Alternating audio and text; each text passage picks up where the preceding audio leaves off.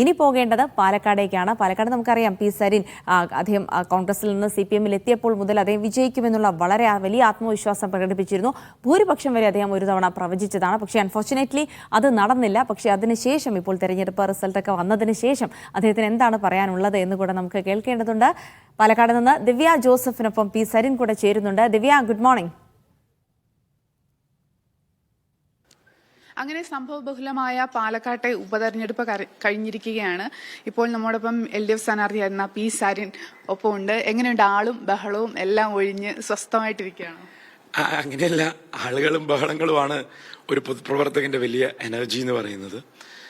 സ്വാഭാവികമായിട്ട് ഒരു വിജയിയും പിന്നെ ബാക്കി പരാജിതരും ഒക്കെയാണല്ലോ ഒരു തെരഞ്ഞെടുപ്പിന്റെ രീതി എന്ന് പറയുന്നത്.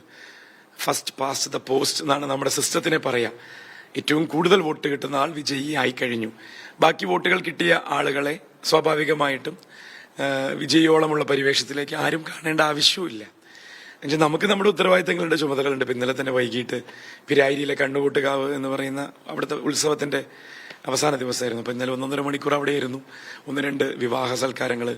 ഇന്നും അതേ ഇപ്പോൾ കുറെ ഏറ്റെടുത്ത കുറച്ച് കാര്യങ്ങളുണ്ട്. അപ്പൊ അതിലേക്ക് ഇറങ്ങണം. അപ്പൊ അതിന് മുന്നുള്ള സമയം നിങ്ങളെയും കാണാം എന്നുള്ളതുകൊണ്ട് സന്തോഷത്തോടെ സ്വീകരിച്ചു എന്നുള്ളതാണ്.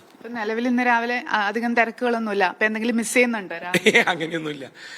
ഈ തിരക്കൊഴിയുന്നത് തിരക്കിലേക്കുള്ള തുടക്കം മാത്രമാണല്ലോ. തിരക്ക് എന്ന് പറയുന്നതും ജനങ്ങൾക്ക് വേണ്ടിയുള്ള ഇൻവോൾവ്മെന്റ് ആയിരിക്കും നമ്മുടെ തിരക്കുകൾ, അല്ലാതെ നമുക്കായിട്ട് എന്തെങ്കിലും ചെയ്യുന്നതിന്റെ തിരക്കുകളല്ല.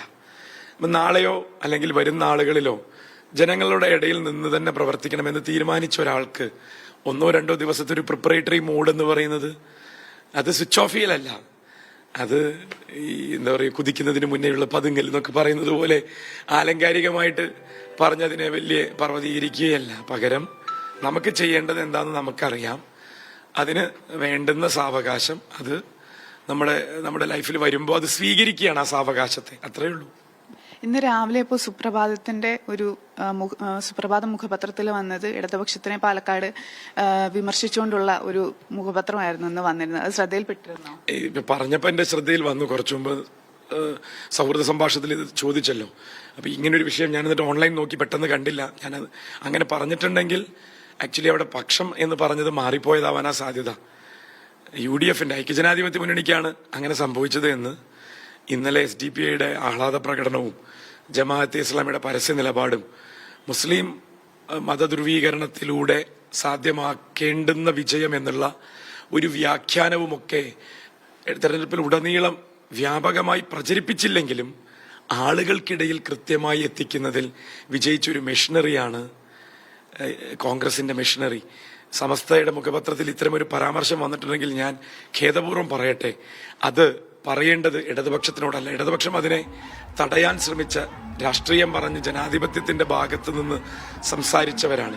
അതിൽ കോൺഗ്രസ് ചെയ്യുന്ന ചെയ്തികളിൽ ഒരാളെ കൂടെ കൂട്ടുമ്പോൾ അയാളിലുള്ള രാഷ്ട്രീയ ബോധ്യങ്ങൾ എത്രത്തോളമാണ് എന്നും എങ്ങനെയാണ് അയാൾ പരുവപ്പെട്ട് വന്നത് എന്നും അയാൾക്ക് അതൊക്കെ ഉപേക്ഷിക്കാൻ ഒരു രാത്രി കൊണ്ട് ഒരു പാളയത്തിലെത്തുമ്പോൾ സാധിക്കുമോ എന്നുള്ളതിന്റെ വ്യാഖ്യാനമായിരുന്നല്ലോ പരസ്യം.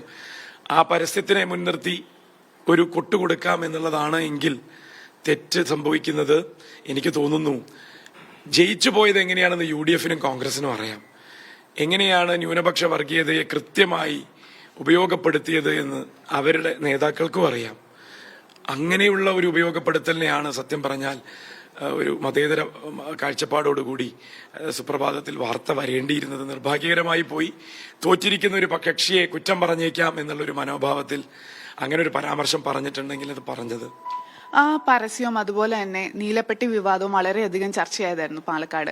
അത് ഉയർത്തിക്കൊണ്ടുവന്നത്, അല്ലെങ്കിൽ ആ പരസ്യം LDF-ന്റേതായിരുന്നു. ആ നീലപ്പെട്ടി വിവാദം ഉയർത്തിക്കൊണ്ട് വന്നത് LDF ആയിരുന്നു. പക്ഷെ അതിന്റെ ഗുണഭോക്താവ് UDF ആയിരുന്നു എന്ന് തോന്നുന്നുണ്ടോ? വോട്ടിന്റെ എണ്ണം കൊണ്ടല്ല ഗുണഭോക്താക്കളെ തീരുമാനിക്കേണ്ടത്. വോട്ടിന്റെ എണ്ണം കൊണ്ടാണെങ്കിൽ 1000-ഓളം വോട്ട്, എനിക്ക് തോന്നുന്നു 890 മറ്റേ വോട്ടുകൾ 2016 അസംബ്ലിയിൽ കിട്ടിയതിനേക്കാൾ കൂടുതൽ കിട്ടി. 2000-ഓളം വോട്ടുകൾ ലോക്സഭയിൽ കിട്ടിയതിനേക്കാൾ കൂടുതൽ കിട്ടി.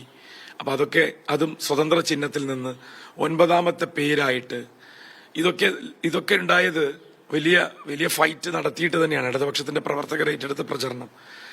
അതുപോലെ തന്നെയാണ് ഈ പ്രചരണത്തിന്റെ ഭാഗമായി പറഞ്ഞ ഈ രണ്ട് വിഷയങ്ങളും ആരുടെയെങ്കിലും വോട്ട് കൂട്ടിയെന്നോ അല്ലെങ്കിൽ അതാണ് ജനങ്ങൾ വിലയിരുത്തിയതോ എന്നുള്ളത് തെറ്റായ വ്യാഖ്യാനമാണ്. വോട്ട് കൂടിയത് ഒരേ സമയം ഞാൻ നേരത്തെ സൂചിപ്പിച്ച പോലെ മതധ്രുവീകരണത്തിന്റെ സാധ്യതകളെ ഉപയോഗപ്പെടുത്തി സാമുദായികമായി അതിന് ചേരിതിരിവുണ്ടാക്കുന്നതിൽ UDF കാലാകാലങ്ങളിൽ വിജയിക്കുന്നതിന് ഇത്തവണ വേറെയും കൂടി ഒരു ഫോർമുല പരസ്യമായിട്ട് SDPI ആഹ്ലാദ പ്രകടനം നടത്തുകയാണ്. പാലക്കാടൻ തെരുവുകളിൽ 6 റൗണ്ട് വോട്ടെണ്ണൽ പൂർത്തിയായ ആ നിമിഷം മുതൽ UDF അത് വിജയം ഔദ്യോഗികമായി ഏറ്റെടുത്ത് അതിനെ ആഘോഷത്തിലേക്ക് കടക്കുന്നതിന് മുന്നേ തന്നെ അതൊക്കെ സമ്മതിച്ചു കൊടുക്കുകയും ജമാഅത്തെ ഇസ്ലാമിയും മറ്റ് സംഘടനകളുമൊക്കെ ഏതൊക്കെ സാമുദായിക ഫ്രിഞ്ച് എലമെന്റുകളുണ്ടോ അതെല്ലാം ഇനി സഖ്യകക്ഷികളാക്കാം. ഏതായാലും തെരഞ്ഞെടുപ്പ് ഫലത്തെ അടിമുടി വിലയിരുത്തുക തന്നെയാണ് LDF സ്ഥാനാർത്ഥി P സരിനും. എന്തായാലും ഇനിയിപ്പോൾ LDFന് വേണ്ടി ആ താഴെത്തട്ടിൽ തന്നെ പ്രവർത്തിച്ചുകൊണ്ട് പാലക്കാട് തന്നെ പ്രവർത്തന കേന്ദ്രമാക്കാനുള്ള ഒരു തീരുമാനത്തിലേക്ക് തന്നെയാണ് സരിനും എത്തിച്ചേർന്നിരിക്കുന്നത് എന്നാണ് മനസ്സിലാക്കാൻ കഴിയുന്നത്. ദിവ്യ ജോസഫാണ് സരിനൊപ്പം ചേർന്ന് വിവരങ്ങൾ പങ്കുവച്ചത്.